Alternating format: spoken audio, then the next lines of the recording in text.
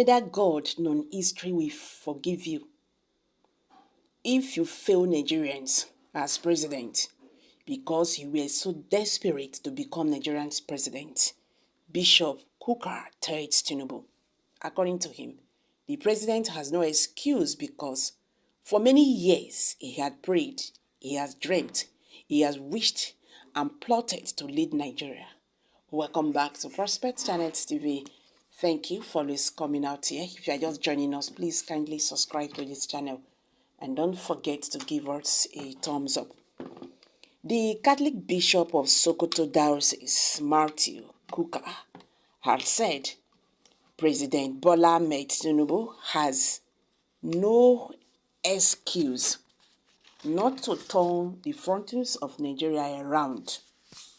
In his Christmas message themed, Time to Reclaim Nigerians' Greatness, the cleric said neither God nor history will forgive Tinubu if he fails.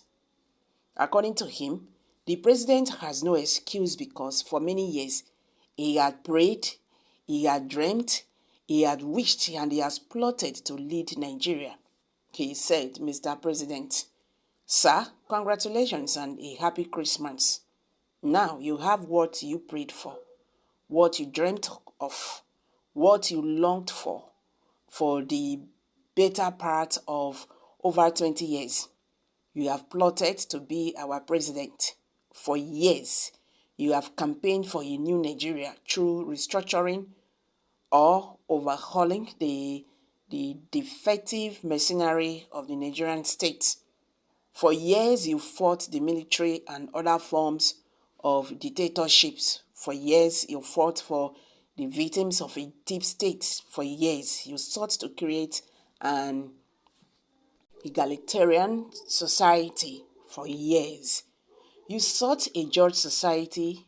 For years, you have built networks with individuals, with communities and institutions. Now is harvest time. You are in the driving seat now. Under your watch, Nigeria must turn the corner. Under your watch, we must end the ugly instrumentalization of religious, ethnic, or regional identities. You have had enough time to think of the answers to many questions that are crying for answers. Your future, your fortune, please pardon me, and that of our country is in your hands. Mr. President, you have no excuse before God or the people of Nigeria. Neither God nor history will not forgive you if you fail. This is our moment, our date with history. Now, all eyes and ears are on you. Our prayers for a united country are with you. We have seen the first flickering steps of policy decisions which have elicited a mixture of controversy, anxiety, and praise. This is to be expected. You have promised us a renewed hope agenda, but now that hope has one thing in our dear nation. Nigeria have almost lost hope in the fact that a government can really and truly care for them. Nigerians have lost hope in the fact that our politicians will put our interests first and find a way to deal with the cancer of corruption. We had lost hope in being united again, given the seed of division that had been sown. Ignite our hope again, sir. We now have seen some renewed hope in your efforts to run an exclusive government.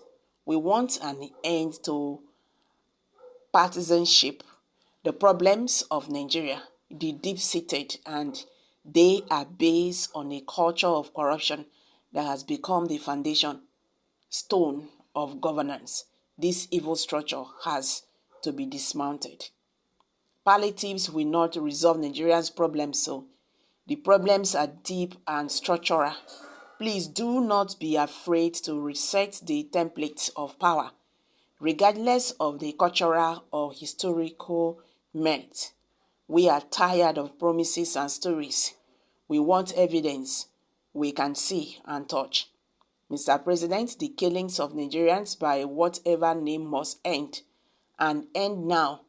These senseless killings, adoptions, extortions, and kidnappings have to end.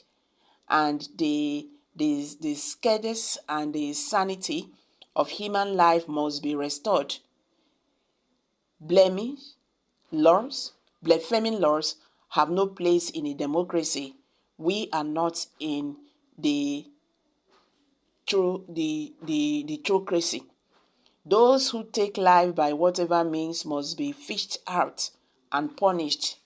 A culture of compensation to victims must be institutionalized, and state must take full responsibility while criminals or those who hide them are fished out. We cannot go on this way. The seed of hatred that have the sports in Gaza shows us the consequences of allowing a culture of distorted narratives to grow among us. You must rid the public service of criminals who have turned the opportunity to serve into an ignorable enterprise.